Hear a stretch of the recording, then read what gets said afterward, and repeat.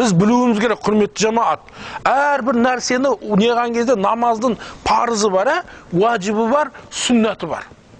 Парыз орындалмай қалса не болады?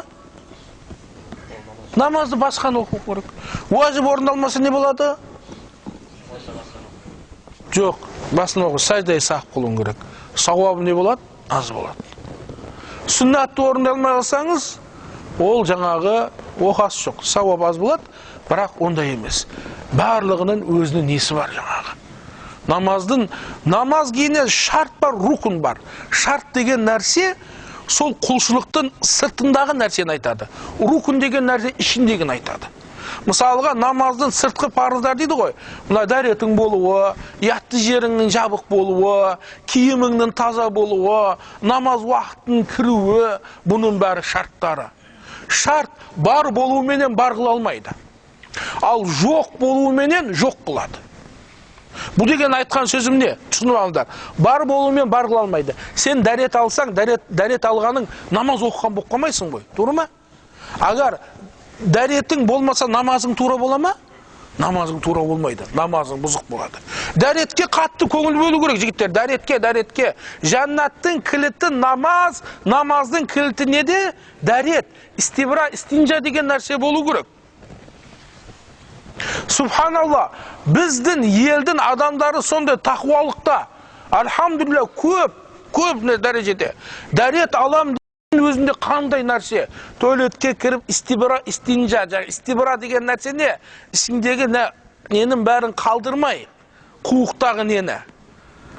Одан кейін оны жуып, тазалау, отырып тұрып, әдемлеп тұрып дәрет алу керек. Ән жерде шаптырып, шыға салып, абыл-құбыл жуып, нәсіге масық тартып, Аллаху акбар, мен оны, еш нәрсе болмайды оны. Ертең сол намазбенен өзіңнің бетіңе ұруы мүмкін, Аллах Тағала. Біз өте көңіл бөлейік. Онда иманның ешқандай ләззатын таба алмайды.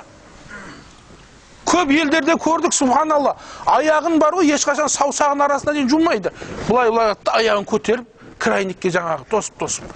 Ол елде ешқандай ибадатында ешқандай не жоқ. Рухани еш нәрсені көре алмайды. Имам Малик, Ахмад ибн Хамбал, Имам Шафи үлкен күнәсі десе, Абу Ханифа рахматуллахи айтады, кім дәретсіз екенін біле тұра оқса, ол кәпір болды дейді. Сондықтан намазды біз ықтият болуымыз керек. Бұл шарты. Енді намаздың шарты дәрет. Рукуны не? Такбир тахрим. Аллаху акбар деуің.